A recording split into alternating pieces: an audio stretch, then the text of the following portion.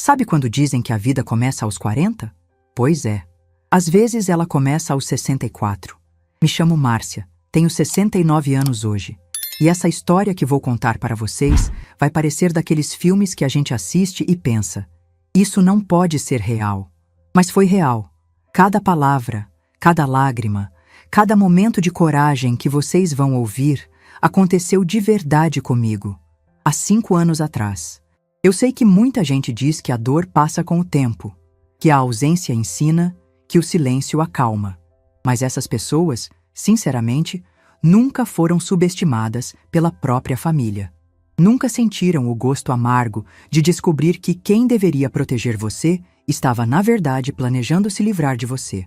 Deixa eu te contar uma coisa que carrego há anos. Uma coisa que me ensinou que às vezes as pessoas mais perigosas são exatamente aquelas que dormem debaixo do mesmo teto que você, que comem na sua mesa, que te chamam de mãe com um sorriso no rosto. Durante 45 anos, fui apenas a Dona Márcia, a esposa do seu Antônio, dono de uma pequena oficina mecânica no bairro Sagrada Família, em Belo Horizonte. A mãe da Daniela, que criamos com tanto amor e sacrifício. A vovó que fazia bolo de fubá para os netos e que sempre tinha um prato a mais na mesa para quem aparecesse. Era assim que todo mundo me conhecia aos meus 64 anos. A mulher simples, de chinelo de dedo e avental florido, que varria a calçada toda manhã cedo, antes mesmo do sol nascer completamente. As vizinhas sabiam que podiam bater na minha porta a qualquer hora. Dona Maria do 47 sempre vinha buscar açúcar emprestado. Seu João da esquina parava para tomar um cafezinho quando voltava do trabalho. Era essa a minha rotina. Café coado no coador de pano, aquele cafezinho forte que deixava a casa inteira cheirosa desde as 5 da manhã. Minha cozinha era o coração da casa. Mesa de fórmica azul com cadeiras que Antônio mesmo reformou. Fogão a gás que funcionava perfeitamente depois de 20 anos. Geladeira pequena, mas sempre cheia. Na parede, o calendário da farmácia e algumas fotos da família. Daniela pequena no colo do pai, nossa festa de casamento, os netos que ainda eram crianças. Lembro que adorava os fins de semana. Sábado era dia de fazer bolo de fubá. Domingo, depois da missa das 8, vinha a família para o almoço. Daniela chegava com Ricardo e as crianças. Eu preparava aquele frango assado que era sucesso garantido, farofa bem temperadinha, arroz soltinho. A mesa ficava animada, cheia de risadas e conversas. Mas tudo isso mudou quando meu Antônio partiu. Ah, meu Antônio, homem de poucas palavras, mas de gestos grandes. Levantava todo dia às 5 da manhã, tomava o café que eu deixava prontinho e ia para a oficina. Chegava em casa no final da tarde, com as mãos sujas de graxa, cheirando a óleo de motor, mas sempre com um sorriso para mim. E aí, minha velha, como foi o dia? Ele perguntava, me dando um beijinho na testa antes de ir se lavar. Antônio era daqueles homens da antiga. Cuidava das contas da casa, pagava as despesas, nunca deixava faltar nada. Eu sabia que ele guardava um dinheirinho para as emergências, mas nunca me preocupei muito com essas coisas. Confiava nele completamente. Afinal, em 45 anos de casamento, ele nunca me decepcionou. Quando ele adoeceu, uma condição delicada no coração que foi se agravando aos poucos, eu cuidei dele como uma leoa cuida dos filhotes. Noites em claro, remédios nos horários certinhos, consultas médicas que custavam uma fortuna. Vendemos algumas coisas para pagar o tratamento. Pelo menos foi o que eu pensei na época. Antônio partiu numa manhã de terça-feira. Dormiu no meu peito e simplesmente não acordou mais. O médico disse que o coração dele cansou, que foi tranquilo. Mas o meu coração ficou em pedaços. Os primeiros meses foram os mais difíceis. A casa parecia grande demais, silenciosa demais. Eu falava sozinha só para ouvir algum som. Colocava o rádio na cozinha e fingia que ainda tinha alguém para conversar. As vizinhas ajudaram muito, claro. Dona Maria trazia um pratinho de comida de vez em quando. Seu João continuava parando para tomar café, mesmo sabendo que agora era só eu. Foi nessa época que Daniela começou a aparecer mais. No início, pensei que era carinho de filha, preocupação genuína. Ela vinha pelo menos 2 vezes por semana, sempre acompanhada do Ricardo. Chegavam com sacolinhas do supermercado, dizendo que tinham passado na frente e lembraram de mim. Mãe, como a senhora está? Daniela perguntava, dando aquele abraço apertado que eu tanto sentia falta. A senhora está se alimentando direito? Não está fazendo muita economia com a comida, né? Ricardo sempre concordava com tudo que a esposa falava. Homem elegante, trabalhava numa empresa de contabilidade, sempre bem vestido, falava bonito. Mas havia algo naquele sorriso dele que nunca me convenceu completamente. Parecia... como posso explicar? Parecia um sorriso de vendedor, daqueles que querem te convencer de alguma coisa. As visitas se tornaram mais frequentes. Todo domingo, eles vinham almoçar, como antes. Mas agora, as conversas eram diferentes. Sempre giravam em torno da minha saúde, da minha capacidade de cuidar da casa, dos perigos de uma mulher da minha idade morar sozinha. Mãe, a senhora reparou como está mais esquecida? Daniela dizia, com aquela voz preocupada. Outro dia, a senhora não lembrou onde tinha guardado os óculos, e semana passada esqueceu o fogão aceso depois do almoço. Eu protestava, claro. Dizia que todo mundo esquece as coisas de vez em quando, que isso era normal, mas eles insistiam. Ricardo balançava a cabeça com cara de quem entendia do assunto.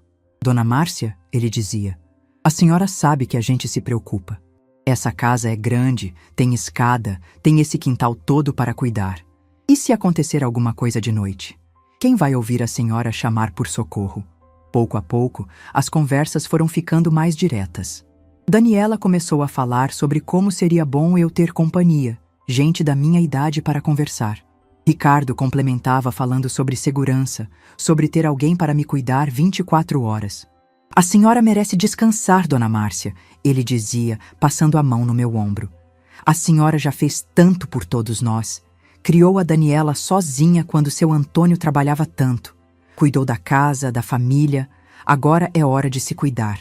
Foi quando eles começaram a trazer os panfletos. Lembro perfeitamente da primeira vez.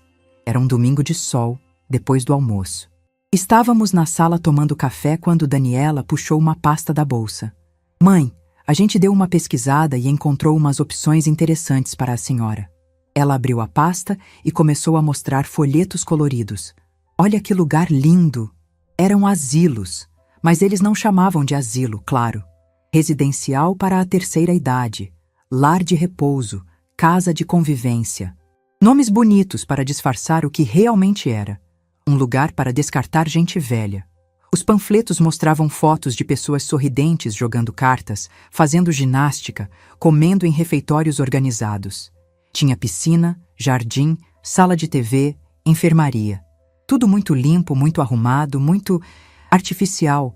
Olha que maravilha, mãe! A senhora vai ter amigas, atividades, não vai mais se preocupar com nada. Daniela falava, folheando as páginas coloridas. E fica pertinho daqui, a gente pode vir te visitar sempre. Ricardo completava. É o melhor que existe em Belo Horizonte, Dona Márcia. Tem médico no local, enfermeiras especializadas, alimentação balanceada. A senhora vai viver como uma rainha. Toda vez que eles mostravam aquelas fotos, eu sentia um frio na barriga. Aquelas pessoas sorridentes pareciam atores de propaganda de margarina. E eu não queria ser atriz da minha própria vida. Mas eu estou bem aqui na minha casa, eu respondia. Tenho minhas coisas, minha rotina, minhas vizinhas. Mãe, mas e se a senhora cair? E se passar mal de madrugada? Aqui a senhora está isolada sem ninguém para ajudar. Eu tenho vocês. Claro que tem, mãe, mas a gente trabalha, tem as responsabilidades. Não pode ficar 24 horas cuidando da senhora. As semanas foram passando e a pressão aumentando. A cada visita, um novo argumento, uma nova preocupação, uma nova razão para eu sair da minha casa. Eles falavam sobre os gastos com manutenção, sobre como era difícil cuidar de uma casa grande, sobre os perigos do bairro. Foi então que aconteceu o episódio da lâmpada. Era uma quinta-feira à tarde, a lâmpada da sala queimou e eu fui trocá-la.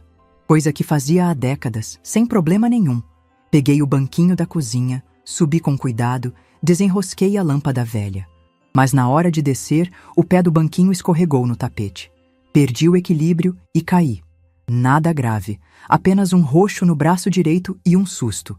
Levantei sozinha, guardei o banquinho, troquei a lâmpada usando uma cadeira mais estável. Só que no dia seguinte, quando Daniela veio me visitar, Eu contei o que tinha acontecido. Achei que era uma coisa normal do dia a dia. Mas a reação dela foi como se eu tivesse sobrevivido a um acidente gravíssimo. Mãe, a senhora podia ter quebrado o pescoço. Ela começou a chorar. E se tivesse batido a cabeça? E se tivesse desmaiado? Quem ia encontrar a senhora? Filha, foi só um escorregão bobinho. Bobinho? Mãe, a senhora não está mais vendo? Isso é um sinal. Deus está mostrando que não é mais seguro a senhora morar sozinha. Ricardo chegou no meio da conversa e, quando soube do ocorrido, balançou a cabeça com cara de quem já esperava por aquilo. Eu não disse, Daniela. Falei que isso ia acontecer. Ele me olhou com aquela expressão de quem entende do assunto. Dona Márcia, a senhora teve sorte dessa vez. Mas e na próxima? Naquela noite, depois que eles foram embora, fiquei sozinha na sala, olhando para o banquinho da cozinha. Será que eles estavam certos? Será que eu realmente não tinha mais condições de cuidar de mim mesma? Comecei a reparar em coisas que antes ignorava. A escada para o segundo andar, que parecia mais íngreme. O tapete da sala, que realmente escorregava às vezes. O portão da frente, que estava ficando pesado para trancar. Durante as semanas seguintes, a pressão se intensificou. Daniela ligava todo dia para saber como eu estava, se não tinha caído, se estava me alimentando direito. Ricardo começou a aparecer sozinho às vezes, sempre com alguma desculpa. Tinha passado ali perto, queria ver se eu precisava de alguma coisa do mercado. Dona Márcia, ele dizia, sentando na poltrona do Antônio. A senhora é uma mulher inteligente. Sabe que a gente só quer o melhor para a senhora. Eu sei, Ricardo. Então a senhora entende que isso não pode continuar assim. A gente vive preocupado, sem conseguir trabalhar direito, sem conseguir dormir à noite pensando na senhora aqui sozinha. Ele falava sempre com aquele tom carinhoso, paternal. Mas havia algo por trás daquelas palavras que me incomodava. Uma urgência que não conseguia explicar. Foi numa dessas conversas que ele soltou uma frase que me chamou a atenção.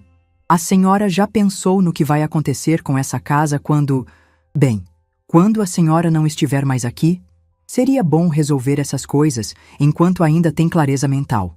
Clareza mental? Por que ele estava falando isso? Eu estava perfeitamente lúcida, tomando minhas decisões, cuidando da minha vida. Mas as semanas de pressão constante começaram a fazer efeito. Comecei a me questionar. Talvez eles estivessem certos. Talvez eu fosse mesmo um fardo. Talvez fosse egoísmo meu querer ficar na minha casa, com meus objetos, minhas memórias, minha liberdade, se isso estava causando preocupação para minha família. Uma noite, olhando as fotos do Antônio espalhadas pela casa, me peguei pensando: o que você faria, meu velho? Você me mandaria embora também? Era outubro quando finalmente comecei a considerar seriamente a ideia. Daniela e Ricardo tinham trazido mais papéis, dessa vez com preços, condições de pagamento, até mesmo fotos do quarto que eu ocuparia. É só por um tempo, mãe, Daniela dizia. A senhora vai ver como vai gostar. E se não se adaptar, a gente conversa. Por um tempo? Mas quem sai de um lugar desses? Quem volta? Naquela noite de outubro, quase 6 meses depois da partida do Antônio, eu estava quase cedendo. Quase aceitando que minha vida independente havia chegado ao fim. Quase acreditando que aos 64 anos eu não tinha mais nada para viver, apenas para sobreviver sob os cuidados de estranhos. Quase. Mas às vezes, o destino tem outros planos. Às vezes, quando você está prestes a desistir de si mesmo, a vida te dá um sinal, uma descoberta, uma revelação que muda tudo. E foi exatamente isso que aconteceu comigo numa tarde de sábado, quando decidi organizar as coisas do quarto, que foi do Antônio antes da possível mudança. Uma descoberta que revelaria não apenas os segredos que meu marido guardou durante décadas, mas também as verdadeiras intenções das pessoas em quem eu mais confiava no mundo. Sabe aqueles momentos na vida que dividem tudo em antes e depois? Pois então, aquela tarde de sábado foi exatamente assim para mim.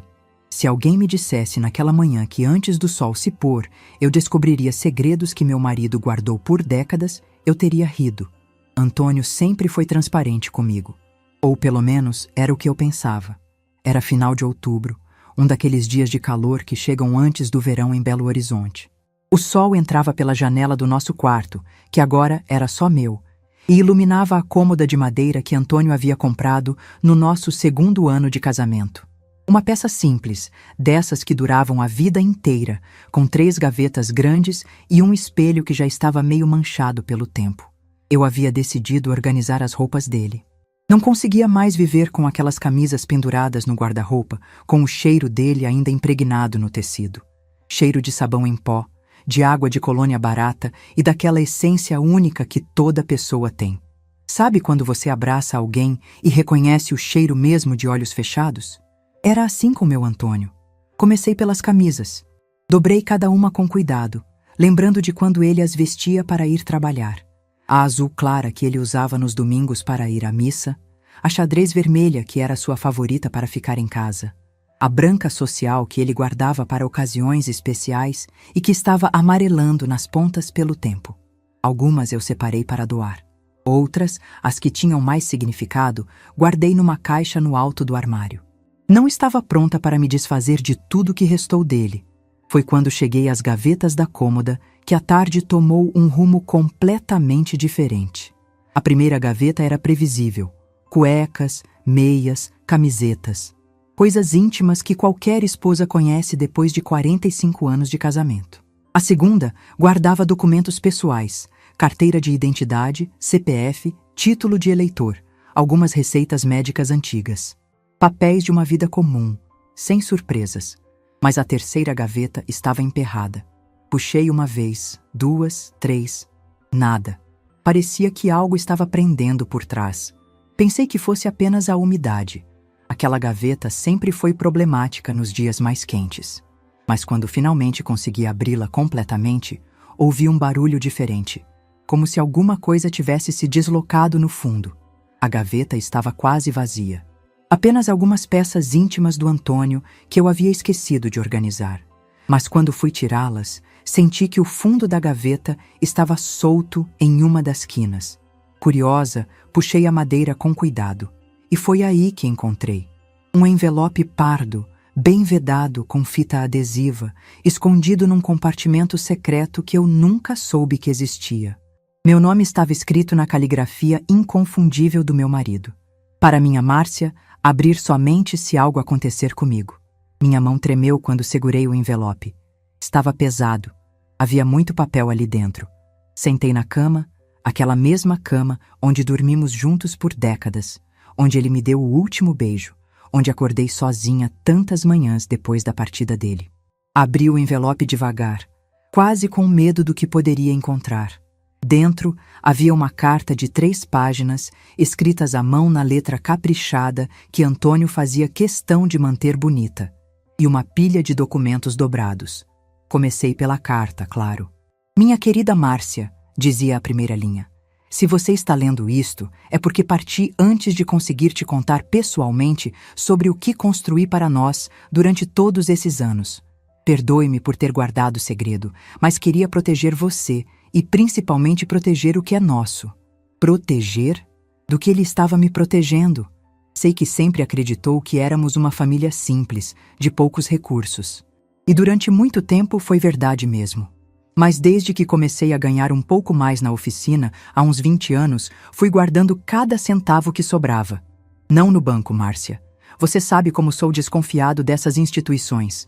Guardei investindo em coisas sólidas, coisas que valem de verdade. 20 anos? Ele estava planejando nossa segurança financeira há 2 décadas e eu não sabia de nada? Lembra daqueles sábados que eu saía dizendo que ia visitar uns terrenos em Contagem? Não era apenas curiosidade, minha velha. Eram propriedades que eu estava comprando, uma de cada vez, sempre pagando à vista para não ter juros nem complicações. Hoje temos 5 terrenos lá, todos em áreas que estão valorizando. 5 terrenos? Em Contagem? Meu Antônio comprando terrenos sem me contar? E aqueles empréstimos que você pensava que eu fazia para os amigos? Não eram empréstimos, Márcia. Era dinheiro que eu estava aplicando em pequenas empresas aqui da região. Seu João da padaria que abriu a filial? Fui eu que ajudei com o capital inicial. Dona Carmen que expandiu o salão de beleza? Também. Eles me pagam uma porcentagem dos lucros todo mês. É pouco por vez, mas somando tudo, dá uma renda boa. Aplicações em empresas? Meu marido era um investidor e eu achava que ele estava apenas ajudando os amigos por bondade. Mas a maior surpresa, minha querida, está nos documentos que deixei junto com esta carta. O prédio de apartamentos na Rua dos Carijós, no centro da cidade, aquele que você sempre admirou quando passávamos de ônibus, é nosso, Márcia. Comprei há 10 anos, quando o antigo dono estava precisando de dinheiro urgente.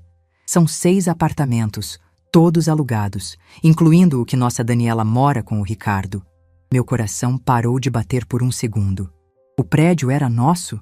Daniela estava pagando aluguel para nós mesmos sem saber? Sei que você deve estar pensando por que não contei nada disso antes. A verdade é que queria ter certeza de que tudo estava funcionando bem. Queria esperar o momento certo para revelar. E depois, quando fiquei doente, não tive coragem de te sobrecarregar com essas informações. Lágrimas começaram a escorrer pelo meu rosto. Não sabia se era tristeza por ele ter partido sem me contar, ou alegria por descobrir que não era a viúva desamparada que pensava ser. Tem mais uma coisa, Márcia, e essa é a mais importante de todas. Estou desconfiado das intenções do marido da nossa Daniela. Sei que você gosta dele, que acha ele educado e atencioso, mas eu reparo nas coisas. Ele faz muitas perguntas sobre nossa situação financeira, sobre a casa, sobre nossos bens, perguntas que um genro não precisaria fazer. Um frio percorreu minha espinha. Ricardo fazendo perguntas sobre nossa situação financeira? Nossa filha está cega de amor, mas você é mais esperta que isso.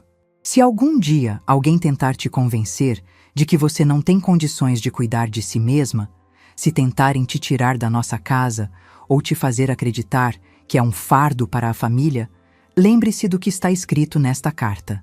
Como ele podia saber? Como ele previu exatamente o que estava acontecendo comigo? Use essas informações para se proteger, minha velha. Você é mais forte do que imagina e muito mais rica do que eles sonham. Não deixe ninguém te fazer se sentir pequena ou incapaz. Você criou uma filha maravilhosa, cuidou de uma casa por décadas, me amou do jeito certo durante uma vida inteira. Se isso não prova que você é capaz de tudo, eu não sei o que prova.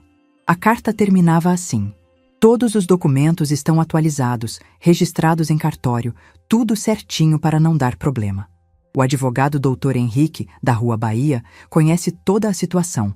Foi ele quem me ajudou a organizar tudo.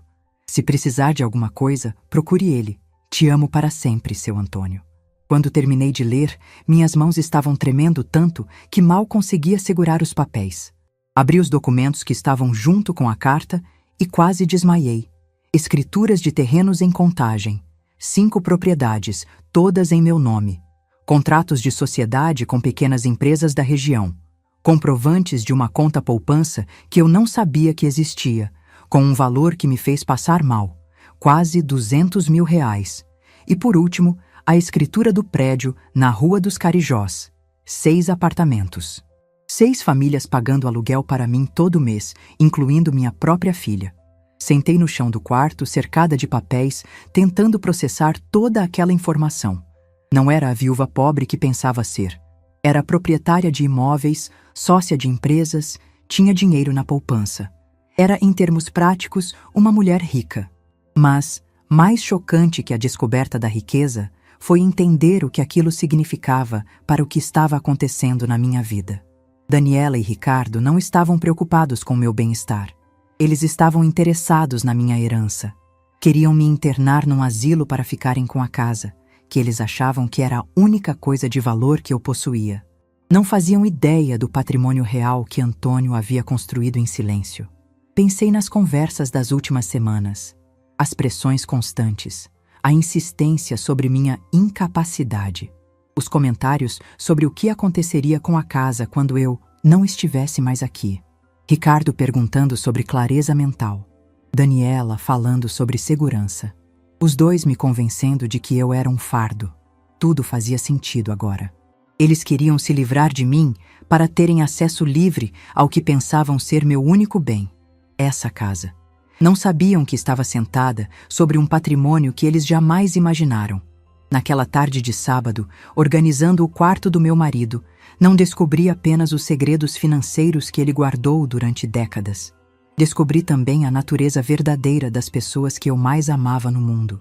E descobri algo sobre mim mesma, que aos 64 anos eu não estava nem perto de ser a mulher frágil e dependente que eles queriam que eu acreditasse ser. Antônio estava certo. Eu era mais forte do que imaginava. E agora, com a verdade nas mãos, estava na hora de provar isso. Guardei todos os documentos numa pasta que escondi no meu guarda-roupa, atrás das roupas de inverno. Voltei para a cozinha e fiz um café bem forte. Precisava pensar. Precisava planejar. Porque uma coisa eu sabia com certeza. Aquela descoberta havia mudado tudo. E Daniela e Ricardo ainda não faziam ideia do que estava por vir. 2 dias depois, numa segunda-feira de manhã, eles apareceram novamente. Dessa vez, com mais papéis do asilo e até mesmo uma data sugerida para minha mudança. Mas desta vez, eu estava preparada. Desta vez, eu sabia exatamente quem estava sentado na minha mesa. E o que descobri sobre mim naquela tarde mudaria não apenas o rumo da minha vida, mas também o destino de todos nós. Porque às vezes a pessoa mais perigosa numa negociação é exatamente aquela que todo mundo subestima. E às vezes, descobrir a verdade sobre quem você realmente é pode ser a arma mais poderosa que você tem. Você já teve que fingir que não sabia de algo que mudaria tudo? Já teve que sorrir para pessoas que achavam que estavam te enganando, enquanto você sabia exatamente o que elas estavam tramando? Pois foi exatamente isso que vivi durante 2 dias inteiros, depois de descobrir os segredos do Antônio. 2 dias fingindo ser a mesma Dona Márcia frágil e confusa. 2 dias preparando o que seria o confronto mais importante da minha vida. Naquela segunda-feira de manhã, quando ouvi a campainha tocar, eu já sabia quem estava do lado de fora. Daniela e Ricardo tinham ligado no domingo à noite, dizendo que passariam para conversar sobre uns assuntos importantes. Eu sabia exatamente quais assuntos eram esses. Abri a porta e lá estavam eles. Minha filha com uma pasta debaixo do braço e aquela expressão de quem estava prestes a resolver um problema complicado, e Ricardo com seu sorriso de vendedor, vestido como sempre, calça social, camisa passada, sapato brilhando. Oi, mãe? Daniela me deu um beijo no rosto. Como a senhora dormiu? Bem, filha, vocês querem café? Acabei de coar. Claro, Dona Márcia, Ricardo respondeu, entrando na sala como se fosse dono da casa. A senhora sabe como eu gosto do café da senhora. Fui para a cozinha buscar as xícaras e eles se acomodaram na sala. Pude ouvir sussurros, mas não conseguia entender o que diziam. Voltei com a bandeja, café quentinho, bolo de fubá que havia feito na véspera, açucareiro e leite. A mesma cena de sempre, a mesma hospitalidade de décadas. Só que desta vez, eu sabia que estava servindo café para pessoas que queriam se livrar de mim. Mãe, Daniela começou depois que todos se serviram. A gente veio aqui hoje porque está na hora de tomar uma decisão. Que decisão, filha? Ricardo se inclinou para a frente, assumindo aquele tom paternal que eu agora entendia ser completamente calculado. Dona Márcia, a senhora lembra da nossa conversa sobre o residencial? Pois então, a gente conversou bastante em casa, pesquisou muito e encontramos o lugar perfeito para a senhora. Daniela abriu a pasta e tirou de dentro vários papéis coloridos. Plantas de apartamentos, fotos de instalações, tabelas de preços. Olha só, mãe, é o Residencial Boa Esperança. Fica no Burites, num lugar lindo, arborizado. A senhora vai ter um apartamento só seu, com banheiro adaptado, campainha de emergência. E o melhor de tudo, Ricardo completou, é que eles têm uma equipe médica 24 horas. Se a senhora passar mal, ou cair, ou esquecer algum remédio, sempre vai ter alguém para ajudar. Eles falavam como vendedores apresentando o produto do século. Mostravam fotos de quartos bem decorados, de salas de convivência cheias de pessoas sorridentes, de jardins bem cuidados. A gente já visitou o lugar, mãe. É realmente lindo. E adivinha? Tem uma vaga disponível exatamente agora. Que coincidência, eu murmurei, tomando um gole do meu café. Pois é, e o melhor, eles estão com uma promoção especial para novos moradores. Se a gente fechar hoje, a mensalidade fica mais barata nos primeiros 6 meses. Ricardo tirou uma caneta do bolso da camisa. Uma caneta cara, dourada, dessas que executivos usam para assinar contratos importantes. A senhora só precisa assinar aqui, Dona Márcia. A gente cuida de todo o resto, transferência dos móveis que a senhora quiser levar, cancelamento das contas da casa, tudo. Cancelamento das contas? Perguntei, fingindo inocência. É, mãe. Como a senhora vai morar no residencial, não vai mais precisar da casa, né? A gente pode vender, usar o dinheiro para pagar o residencial e ainda sobra um valor legal para a senhora ter segurança financeira. Ah, então era isso. Queriam que eu assinasse minha saída da casa para eles poderem vendê-la.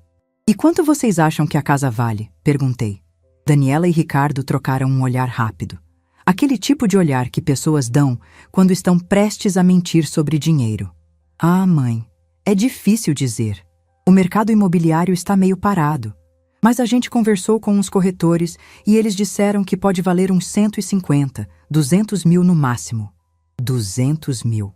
Eles estavam avaliando minha casa, que ficava num bairro valorizado, tinha quintal grande, era bem conservada, em 200 mil reais. Sendo que só a poupança que o Antônio deixou tinha quase esse valor. E onde vocês vão morar? Perguntei para Daniela. A gente vai ficar no apartamento mesmo, mãe. Lá na Rua dos Carijós. É pequeno, mas serve para nós dois. Lá estava. O apartamento que eles nem sabiam que era meu. Onde ela pagava aluguel para mim mesma. Bom, eu disse colocando a xícara no pires com cuidado. Deixa eu pensar um pouco. Mãe, Daniela segurou na minha mão. Não tem muito o que pensar. A senhora quase se machucou sério na semana passada. E se acontecer alguma coisa pior, a gente não vai se perdoar. É verdade, dona Márcia, Ricardo completou. A gente só quer o melhor para a senhora. E, sinceramente, essa casa está grande demais. Deve dar muito trabalho para limpar, para manter. Eu os ouvi por mais meia hora. Argumentos sobre segurança, sobre praticidade, sobre como eu seria mais feliz com companhia da minha idade. Todo aquele discurso ensaiado, todo aquele teatro montado, até que eles fizeram a pergunta que eu estava esperando. Então, mãe, podemos agendar uma visita ao residencial para amanhã? Foi nesse momento que decidi acabar com a encenação. Não, eu disse simplesmente. Como não, mãe? Não vou visitar residencial nenhum e não vou sair da minha casa. O clima na sala mudou instantaneamente. Daniela franziu o senho. Ricardo endireitou as costas na poltrona. Mãe, a senhora está sendo teimosa. Não, Daniela. Estou sendo lúcida. Levantei da poltrona devagar e fui até o meu quarto. Voltei com a pasta que havia preparado. Todos os documentos que o Antônio deixou, organizados em ordem cronológica. Coloquei a pasta em cima da mesa de centro, bem no meio dos panfletos coloridos do asilo. Antes de continuarmos essa conversa, acho que vocês precisam saber de algumas coisas. Abri a pasta e tirei a primeira escritura. A da casa onde estávamos sentados. Esta casa não vale 200 mil reais, Ricardo. Vale 450 mil, segundo a última avaliação que mandei fazer na semana passada. Os olhos dele se arregalaram. Mas isso não é nem o mais interessante. Tirei as escrituras dos terrenos em Contagem. Estes 5 terrenos em Contagem também são meus. Cada um valendo entre 80 e 100 mil reais hoje em dia. Daniela estava pálida. E tem mais. Mostrei os contratos de sociedade. Sou sócia de 6 empresas aqui na região. Pequenas, mas todas lucrativas. Recebo dividendos mensais que vocês nem imaginam. Ricardo tentou falar alguma coisa, mas eu não deixei. Mas a melhor parte, continuei, tirando a escritura do prédio, é esta aqui. Coloquei o documento bem na frente da Daniela. Filha, esse apartamento onde vocês moram, na Rua dos Carijós, é meu. O prédio inteiro é meu. Vocês estão pagando aluguel para mim há 4 anos e não sabiam. O silêncio que seguiu foi ensurdecedor. Daniela olhou para o documento como se estivesse vendo um fantasma. Ricardo estava branco como papel. Isso não pode ser verdade. Ele balbuciou. Ah, mas pode sim. Mostrei a última página da escritura, com minha assinatura e o reconhecimento de firma. Está tudo registrado em cartório. Tudo legal. Tudo meu. Daniela finalmente encontrou a voz. Mãe, por que a senhora nunca contou? Porque eu não sabia, filha. Descobri por acaso, há 2 dias, quando estava organizando as coisas do seu pai. Tirei a carta do Antônio e coloquei na mesa. Ele deixou isso para mim. Uma carta explicando tudo o que construiu durante décadas, em silêncio, para nos proteger. Ricardo pegou a carta e começou a ler. A cada linha, sua expressão ficava mais tensa. E sabe o que mais ele escreveu nesta carta? Olhei diretamente nos olhos dele. que desconfiava de você, Ricardo, que achava estranho um genro fazer tantas perguntas sobre nossa situação financeira. Dona Márcia, Deixa eu terminar. Minha voz estava firme, sem hesitação. Durante semanas vocês me pressionaram para sair da minha casa. Me fizeram acreditar que eu era incapaz, que era um fardo, que estava perdendo a lucidez mental. Mãe, a gente só queria... Vocês queriam se livrar de mim para ficarem com o que achavam que era minha única propriedade. Esta casa. Juntei todos os documentos e fechei a pasta. Não faziam ideia de que estão falando com uma mulher que tem patrimônio suficiente para comprar 10 asilos como aquele que vocês tanto querem me enfiar. Ricardo tentou se recompor, voltando àquele tom falsamente carinhoso. Dona Márcia, acho que houve um mal-entendido. Não houve mal-entendido nenhum, Ricardo. Olhei bem nos olhos dele. Houve manipulação. Houve interesse financeiro disfarçado de cuidado. Houve uma tentativa deliberada de me fazer acreditar que eu não tinha mais condições de viver minha própria vida. Levantei da poltrona e caminhei até a porta da sala. Ricardo, você não vai mais colocar os pés na minha casa. A partir de hoje, você está proibido de entrar aqui. Mas, Dona Márcia, não tem mas, você saiu. E se tentar entrar à força ou me ameaçar de qualquer forma, vou chamar a polícia. Daniela se levantou, confusa, dividida entre o marido e a realidade que acabava de conhecer. Mãe, não precisa ser assim. Precisa sim, filha. Olhei para ela com tristeza. Você tem uma escolha para fazer. Ou você fica com esse marido interesseiro e perde sua mãe, ou você acorda para a vida e vê quem realmente se importa com você. Ricardo juntou os papéis do asilo, visivelmente nervoso. Daniela, vamos embora. Sua mãe não está bem. Estou perfeitamente bem, Ricardo. Melhor do que estive nos últimos meses. Abri a porta da sala. E agora você sai da minha casa e não volta mais. Ele hesitou por um momento, como se fosse dizer alguma coisa, mas deve ter percebido pelo meu olhar que não havia mais espaço para negociação. Daniela, vamos. Minha filha me olhou com lágrimas nos olhos. Mãe, filha, a porta da minha casa sempre esteve aberta para você. Sempre estará. Mas para ele, nunca mais. Eles saíram em silêncio. Ricardo bufando de raiva contida, Daniela chorando baixinho. Quando a porta se fechou, sentei na poltrona e respirei fundo. Minha mão não estava tremendo. Meu coração estava acelerado, mas de alívio, não de medo. Pela primeira vez em meses, me senti verdadeiramente livre. Mas eu sabia que aquilo não havia terminado. Conhecia Ricardo o suficiente para saber que ele não desistiria fácil. E, infelizmente, estava certa. 3 semanas depois, recebi uma intimação judicial. Ricardo havia entrado com um processo alegando que eu estava com demência senil e que precisava de curatela. Segundo ele, eu estava sendo manipulada por terceiros e não tinha mais capacidade de tomar decisões sobre minha própria vida. A audiência estava marcada para uma quinta-feira de dezembro, no Fórum do Centro de Belo Horizonte. Naquela manhã, vestindo meu melhor vestido preto e o colar de pérolas que Antônio me deu no nosso 25º aniversário, caminhei pelas ruas do centro da cidade em direção ao fórum. Estava nervosa, mas determinada.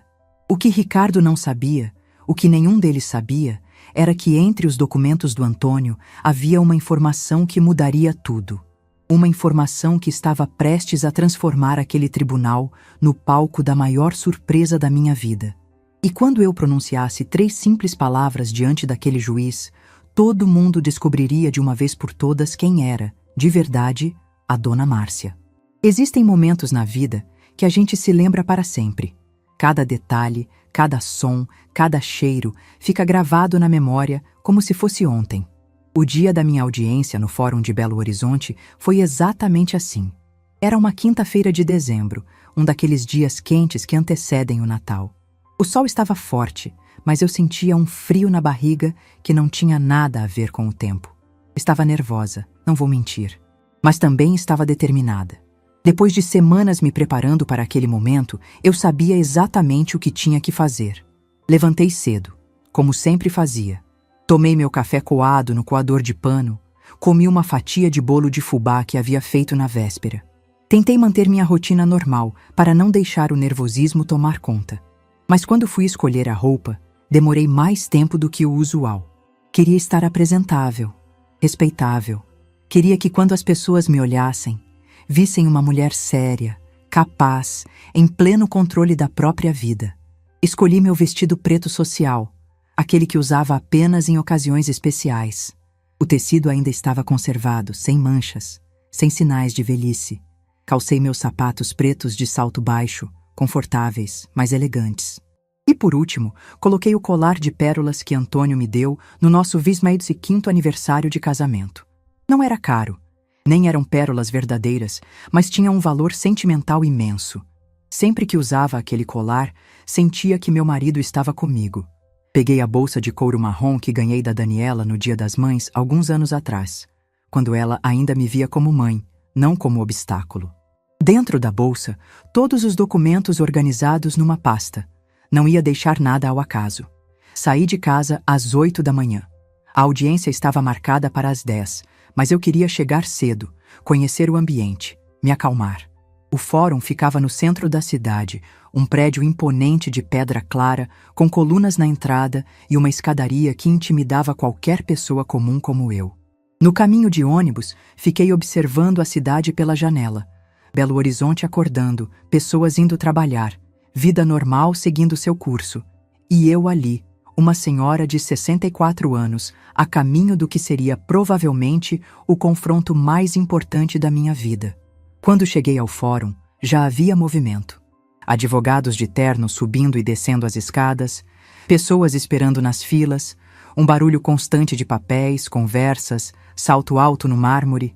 Me senti pequena naquele ambiente formal, mas respirei fundo e lembrei das palavras do Antônio na carta.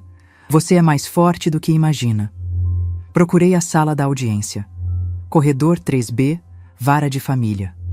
Quando encontrei, sentei num dos bancos do lado de fora para esperar. Eram 8h40 da manhã. Ainda tinha tempo. Às 9h15, Daniela chegou. Estava grávida de 5 meses, a barriga já bem visível por baixo do vestido azul marinho. Quando me viu, hesitou por um momento, como se não soubesse se deveria me cumprimentar ou não. Acabou se aproximando. Oi, mãe. Oi, filha. Ela se sentou ao meu lado, mas deixou um espaço entre nós.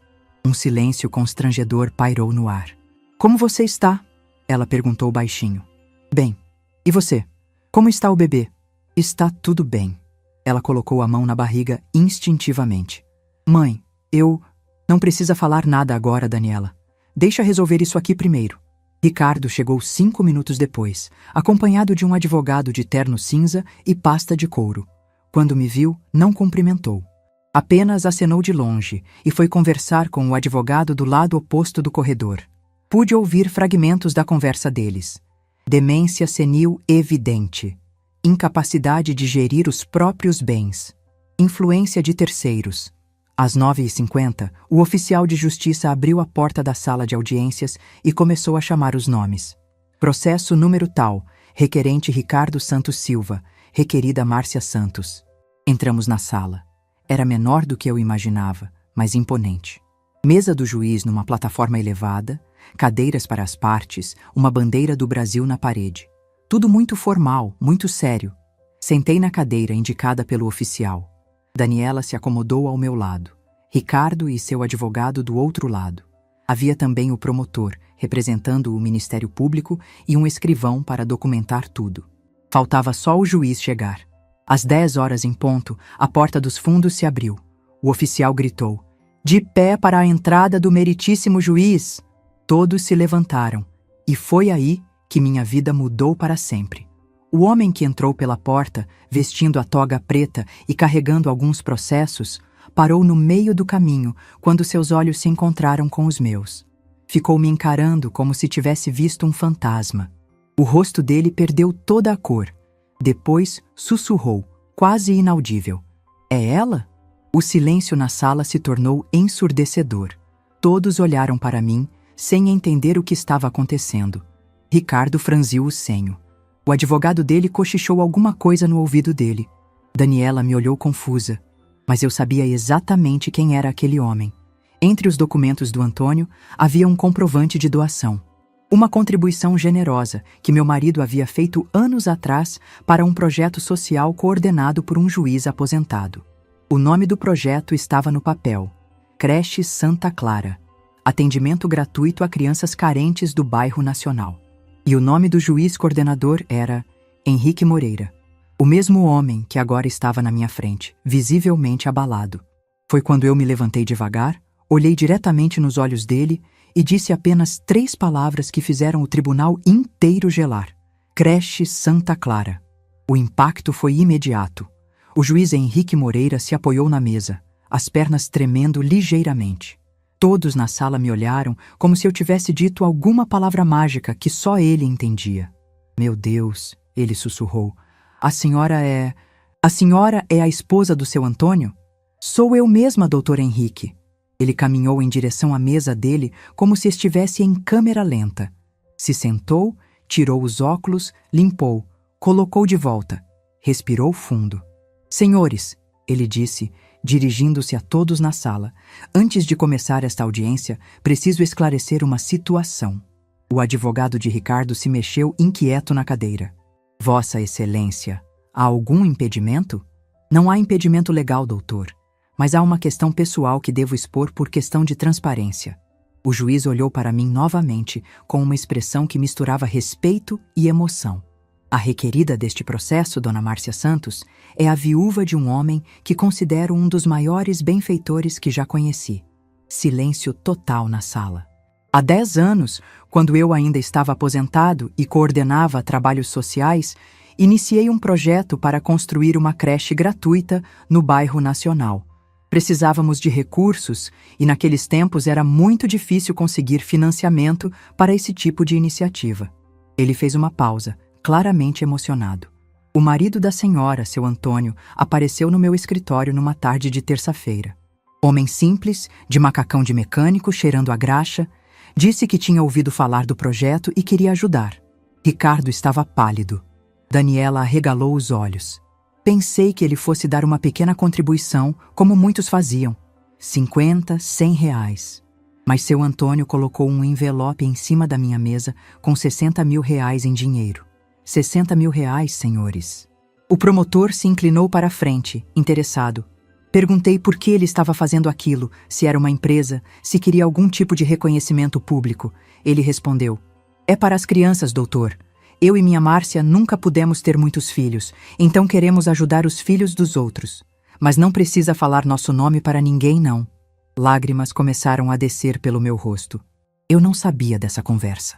Não sabia do que meu Antônio havia dito sobre mim naquele dia. A creche Santa Clara foi construída com o dinheiro da família Santos. Já atendeu mais de 500 crianças ao longo desses anos. Crianças que tiveram educação, alimentação, cuidados médicos gratuitos. O juiz se levantou e caminhou até onde eu estava sentada. Dona Márcia, eu tenho uma foto da senhora e do seu Antônio na minha sala, junto com fotos de todas as primeiras crianças atendidas pela creche. Durante todos esses anos, sempre que olhava aquela foto, pensava: um dia quero conhecer essa mulher e agradecer pessoalmente pelo que ela e o marido fizeram. Ele voltou para sua cadeira e olhou diretamente para Ricardo.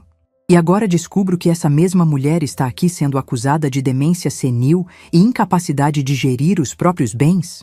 O advogado de Ricardo tentou se manifestar. Vossa Excelência, com todo respeito, isso não tem relação com a capacidade mental atual da requerida. Tem sim, doutor. O juiz o interrompeu. Tem tudo a ver. Porque se há alguém nesta sala cuja capacidade de discernimento eu jamais questionaria, é exatamente a viúva do homem que mudou a vida de centenas de crianças carentes. Ele abriu o processo e começou a ler.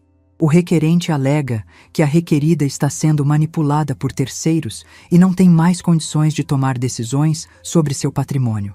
Alega que ela se recusa a aceitar cuidados adequados para sua idade e que isso representa risco para sua integridade física. Olhou para Ricardo por cima dos óculos. Senhor Ricardo, o senhor poderia explicar ao juízo qual é exatamente seu interesse nesta questão? O senhor é filho da requerida? Não, Vossa Excelência. Sou genro. Genro. E onde está a filha da requerida neste processo? Daniela se mexeu desconfortavelmente na cadeira. Ela está aqui, mas não apoia completamente o pedido. Ah, entendo. Então o senhor genro está pedindo curatela sobre sua sogra contra a vontade da própria filha dela? O advogado de Ricardo percebeu que as coisas não estavam indo bem. Vossa Excelência, a questão é mais complexa. Dona Márcia, o juiz se dirigiu a mim.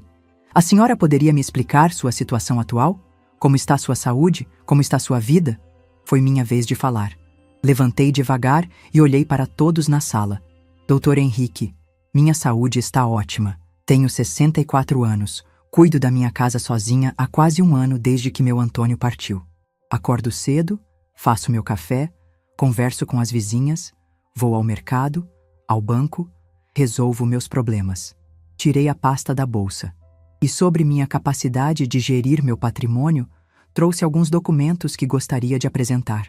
Mostrei as escrituras dos terrenos, os comprovantes das aplicações, a escritura do prédio.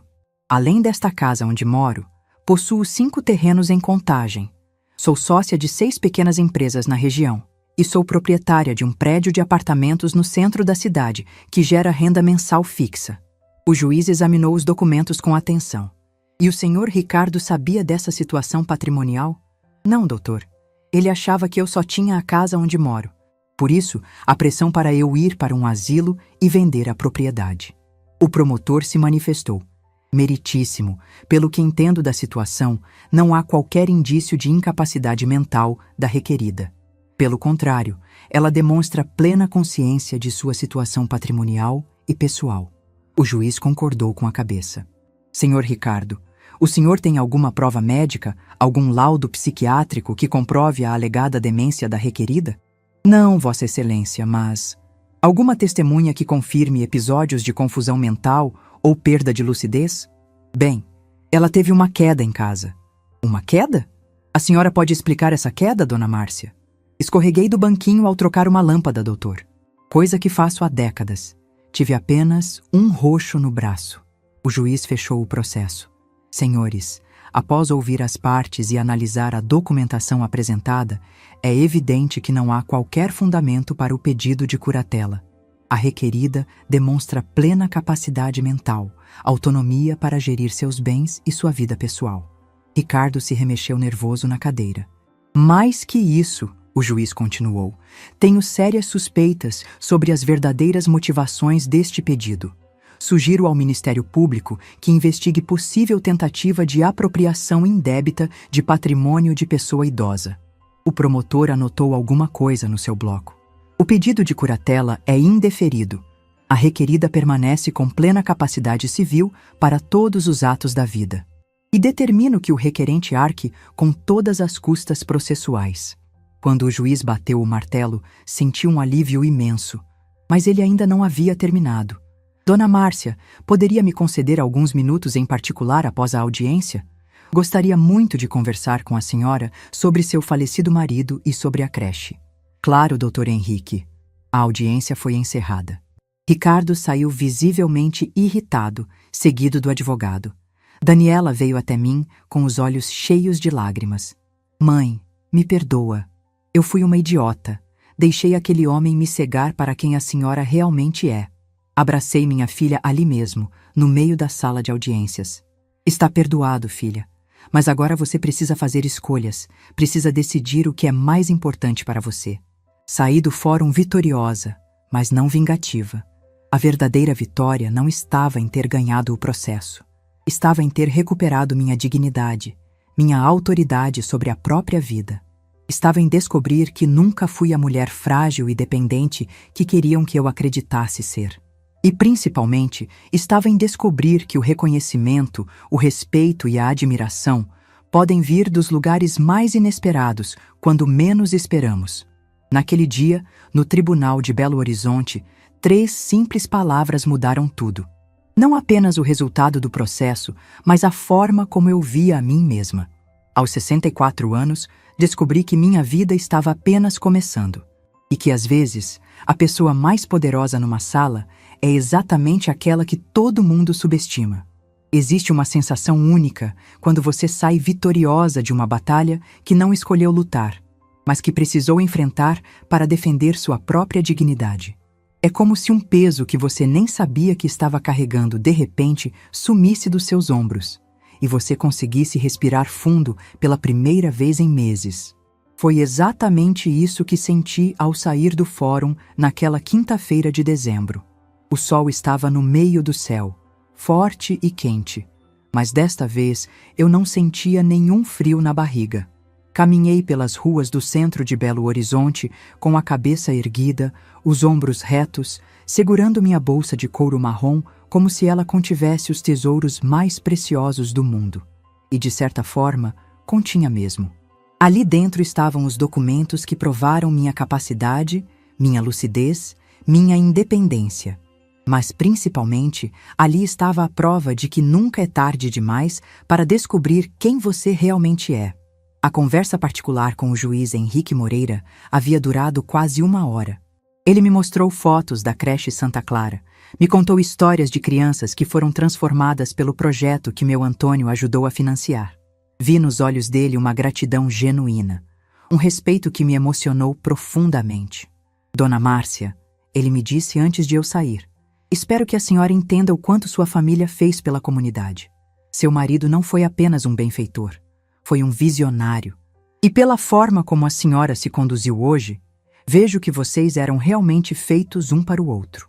No caminho de volta para casa, parei numa lanchonete pequena ali perto do centro. Pedi um café com leite e um pão de queijo. Coisas simples, mas que naquele momento tinham gosto de liberdade. Sentada naquela mesa de fórmica, observando o movimento da rua, tive tempo para processar tudo o que havia acontecido. Ricardo havia saído do tribunal derrotado e humilhado. Seu plano de me internar para ficar com minha casa havia fracassado completamente. Mais que isso, ele agora estava sendo investigado pelo Ministério Público por tentativa de apropriação indébita. As consequências legais para ele poderiam ser sérias, mas a parte que mais me preocupava era Daniela. Minha filha havia saído do tribunal chorando, claramente dividida entre o marido que escolheu e a mãe que havia redescoberto.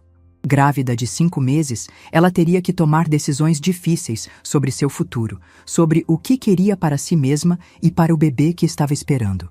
Cheguei em casa por volta das 3 da tarde. A casa estava silenciosa, mas não mais daquela forma opressiva dos meses anteriores. Era um silêncio pacífico, de quem finalmente encontrou seu lugar no mundo. Fiz meu café da tarde, cortei uma fatia do bolo de fubá que havia sobrado e sentei na varanda dos fundos. O quintal estava precisando de cuidados. A grama estava alta, algumas plantas ressecadas pelo calor de dezembro, mas eu via potencial ali. Via um jardim que poderia ser revitalizado, plantas que podiam voltar a florescer, um espaço que poderia ser aproveitado de formas que nunca havia imaginado antes.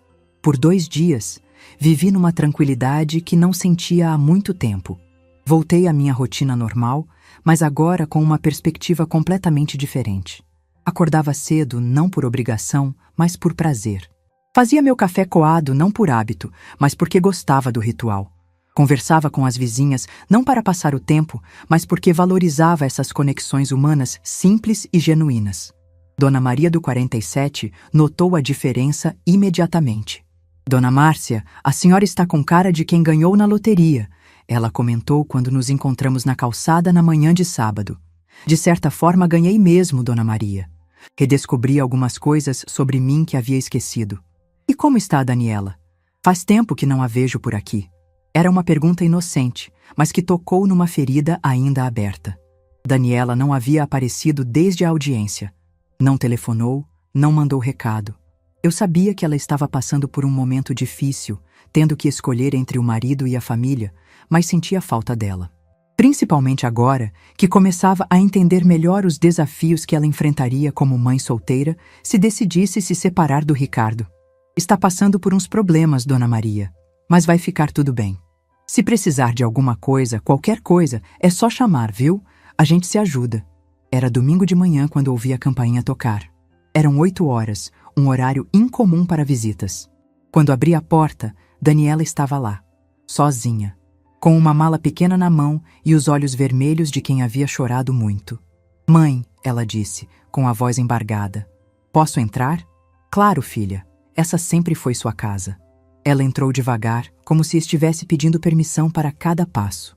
Colocou a mala no chão da sala e me olhou com uma expressão que misturava vergonha, tristeza e esperança. Mãe, me deixa te pedir desculpas direito. Pelo que fiz, pelo que deixei acontecer. Por ter duvidado da senhora. Eu a abracei antes que ela conseguisse terminar de falar. Senti o corpo dela tremendo. Senti o peso da barriga de grávida entre nós. Senti o cheiro do shampoo que ela usava desde adolescente. Já está perdoado, Daniela. Não precisa se torturar por isso. Preciso sim, mãe. Porque eu sei que a senhora me criou para ser melhor que isso. Para não me deixar manipular, para pensar com a própria cabeça. Fomos para a cozinha. Coloquei água para ferver e preparei o café. Daniela se sentou na cadeira onde costumava se sentar quando era criança, antes de ir para a escola. Por um momento, foi como se os anos tivessem voltado atrás e ela fosse novamente minha menina, precisando de conforto e orientação. Me conta o que aconteceu, eu disse, colocando a xícara de café com leite na frente dela. Saí de casa na quinta-feira mesmo, depois da audiência. Não consegui mais olhar para o Ricardo sabendo de tudo que ele fez, de como ele me usou para tentar prejudicar a senhora. Ela tomou um gole do café e suspirou. Estou morando com a Fernanda, minha amiga da faculdade. Ela me cedeu o quarto de hóspedes até eu me organizar. Mas mãe, estou com medo. Estou grávida de 5 meses, não tenho emprego fixo há 2 anos, não tenho dinheiro guardado. E o Ricardo, ele não tentou te impedir? Tentou. Disse que eu estava sendo emocional, que ia me arrepender, que não tinha condições de criar um filho sozinha. Ela fez uma pausa. Mas aí lembrei da senhora. Lembrei que a senhora criou a mim praticamente sozinha também, porque papai vivia trabalhando. E olha como eu cresci. Você cresceu forte e inteligente. Só perdeu o rumo por um tempo, mas isso pode acontecer com qualquer um. Mãe, posso te fazer um pedido? Claro, filha. Posso voltar a morar aqui? Não para sempre, só até o bebê nascer e eu conseguir me estabilizar. Prometo que não vou dar trabalho, vou ajudar com as coisas da casa, vou...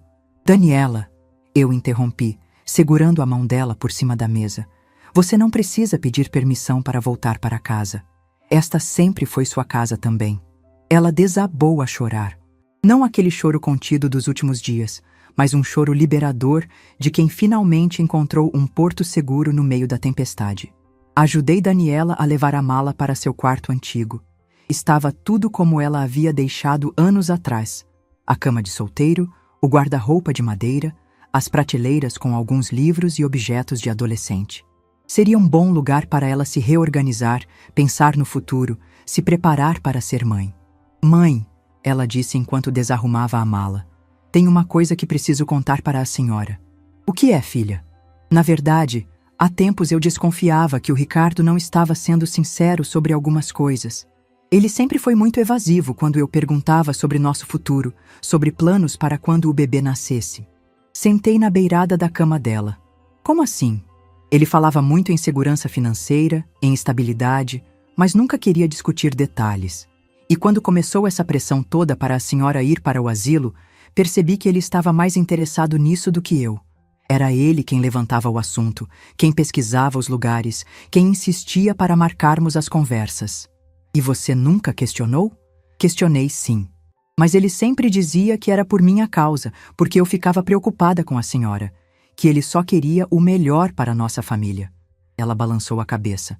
Eu era muito ingênua, mãe. Ou talvez não quisesse ver o óbvio. O importante é que você enxergou antes que fosse tarde demais. Daniela passou a mão na barriga, num gesto inconsciente de proteção. Mãe, tenho medo de não dar conta. De criar esse bebê sozinha, de não ter estrutura suficiente. Filha, você tem mais estrutura do que imagina. Tem formação, tem inteligência, tem caráter. E principalmente, não está sozinha. Tem sua mãe aqui, que tem recursos e experiência suficientes para ajudar você e meu netinho.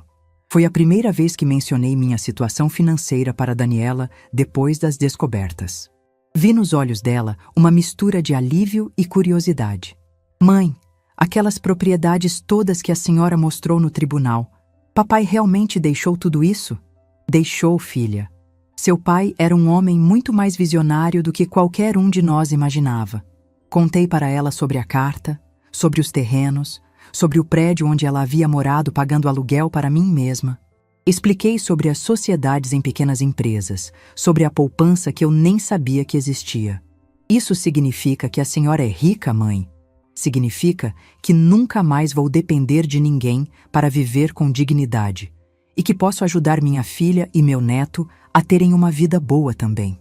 Naquela tarde de domingo, pela primeira vez em meses, senti que minha família estava se reconstruindo sobre bases sólidas. Não mais baseada em dependência ou manipulação, mas em respeito mútuo, transparência e amor genuíno. Daniela ficou na casa comigo naquela noite. Fizemos um jantar simples, assistimos à televisão juntas, conversamos sobre planos para o bebê. Era como se estivéssemos recuperando anos de convivência que haviam sido perdidos na correria da vida adulta. Antes de irmos dormir, ela me fez uma pergunta que me pegou desprevenida. Mãe, a senhora tem planos? Agora que descobriu sobre o patrimônio do papai, vai fazer alguma coisa diferente com a vida? Era uma pergunta simples, mas que tocou em algo profundo. Durante décadas, vivi a vida que as circunstâncias permitiram. Fui esposa, mãe, dona de casa, vizinha prestativa. Sempre reativa, nunca proativa. Sempre vivendo de acordo com as necessidades dos outros, nunca com meus próprios sonhos. Mas agora, aos 64 anos, com independência financeira garantida e a sabedoria que só a experiência pode dar, talvez fosse a hora de descobrir o que eu realmente queria fazer com o resto da minha vida.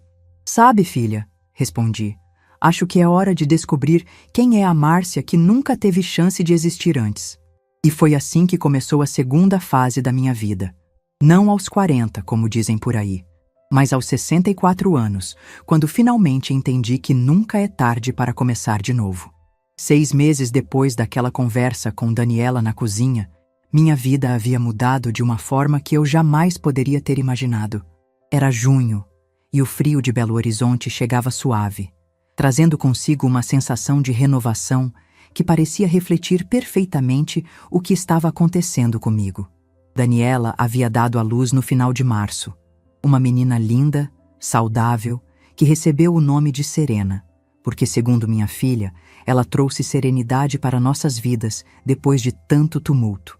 Serena nasceu em casa, numa manhã de sábado, com o sol entrando pela janela do quarto e as primeiras chuvas do outono caindo lá fora. Ser avó aos 65 anos foi uma experiência transformadora.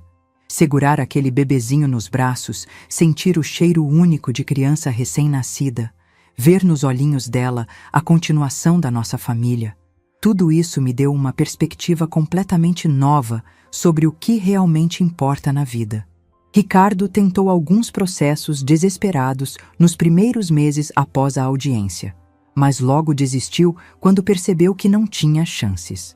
A investigação do Ministério Público sobre tentativa de apropriação indébita de patrimônio de idoso estava avançando, e ele preferiu se afastar completamente da situação. Daniela conseguiu o divórcio sem maiores complicações, e ele raramente perguntava sobre a filha. Mas a mudança mais significativa na minha vida aconteceu 3 meses após o nascimento da Serena. Foi quando tomei a decisão mais importante dos meus 64 anos de vida. Transformar parte do patrimônio que Antônio deixou em algo que pudesse ajudar outras mulheres que passavam pela mesma situação que eu havia enfrentado. A ideia surgiu numa conversa com o juiz Henrique Moreira. Ele havia me procurado para falar sobre a expansão da creche Santa Clara e, durante nossa conversa, comentou sobre a quantidade de casos de violência patrimonial contra idosos que chegavam ao tribunal. Dona Márcia, ele me disse, a quantidade de famílias que tentam se aproveitar de pessoas da sua idade é assustadora. E na maioria dos casos, as vítimas não têm os recursos nem o conhecimento para se defender como a senhora teve. Foi ali que nasceu a ideia da Casa Márcia Santos. Um projeto que eu jamais imaginei que seria capaz de idealizar e tocar sozinha. Usei um dos terrenos em Contagem para construir um centro de acolhimento temporário para mulheres idosas vítimas de violência familiar. Não apenas violência física, mas principalmente psicológica e patrimonial. Aquela violência silenciosa que tenta convencer a pessoa de que ela não tem mais capacidade para viver sua própria vida. O centro tinha capacidade para abrigar 15 mulheres temporariamente, enquanto elas se reorganizavam juridicamente e emocionalmente. Tinha quartos individuais, sala de convivência, biblioteca pequena, jardim para atividades terapêuticas, mas, principalmente, tinha uma equipe multidisciplinar, psicólogos, assistentes sociais, advogados, que trabalhavam para devolver a essas mulheres algo que muitas haviam perdido: a confiança em si mesmas. Daniela, que havia se formado em pedagogia, mas nunca havia exercido a profissão completamente, tornou-se a coordenadora pedagógica do projeto. Desenvolvemos oficinas de alfabetização digital, aulas de educação financeira, grupos de conversa sobre direitos da pessoa idosa. Era emocionante ver mulheres que chegavam cabisbaixas, convencidas de que eram um fardo, saírem meses depois com a dignidade restaurada e projetos de vida próprios. A primeira mulher que acolhemos foi Dona Conceição, de 71 anos. Ela havia sido pressionada pelos filhos a vender a casa onde morava para dividir o dinheiro entre todos. Quando ela se recusou, eles simplesmente pararam de falar com ela. Cortaram qualquer tipo de apoio emocional ou prático. Dona Conceição chegou até nós através do posto de saúde do bairro, onde uma enfermeira percebeu os sinais de depressão e abandono familiar. Dona Márcia, ela me disse no primeiro dia: "Eu não entendo por que meus filhos fazem isso comigo. Criei todos eles com tanto amor." "Dona Conceição", eu respondi, "o problema não está na senhora. O problema está numa sociedade que ensina as pessoas a verem idosos como descartáveis, como obstáculos para se chegar ao patrimônio."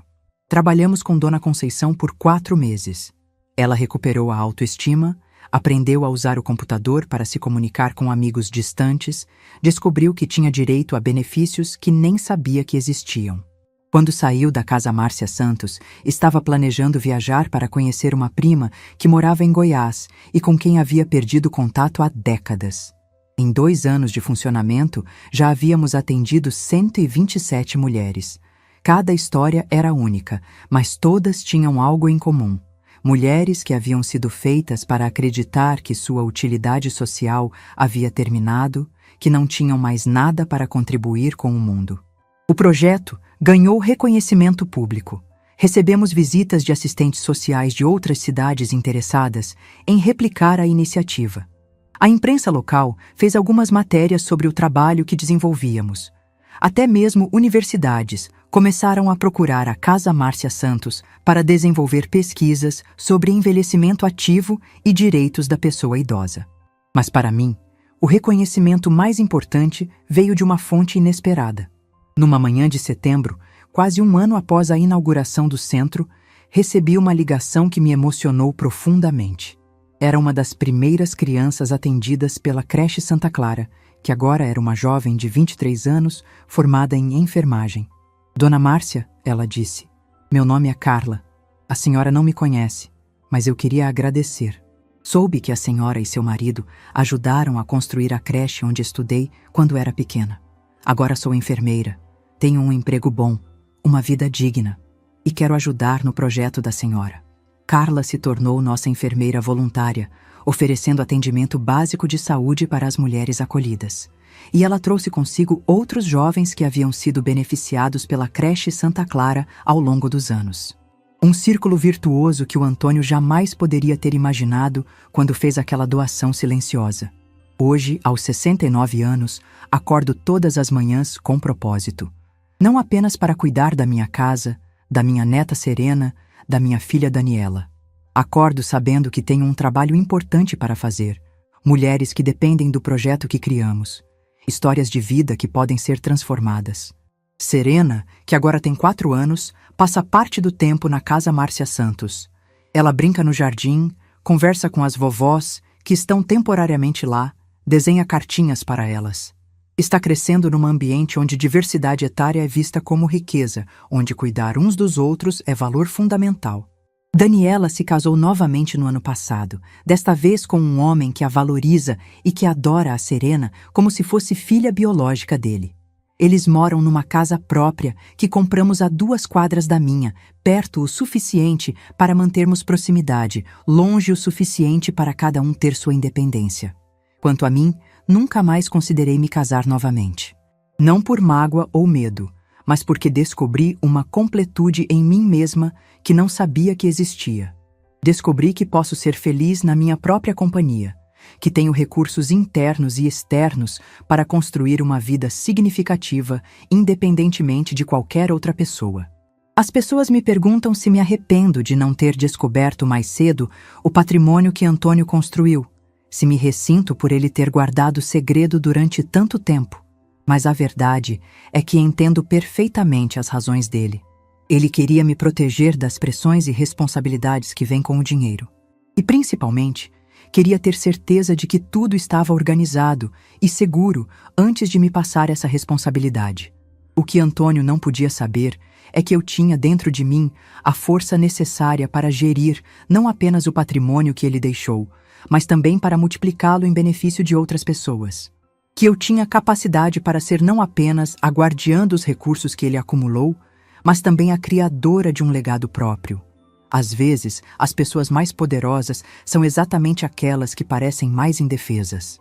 E às vezes, a maior lição que podemos dar é mostrar que nunca é tarde para descobrir nossa própria força, nossa própria capacidade de transformar dor em propósito, experiência em sabedoria, e sabedoria em ação transformadora para o mundo.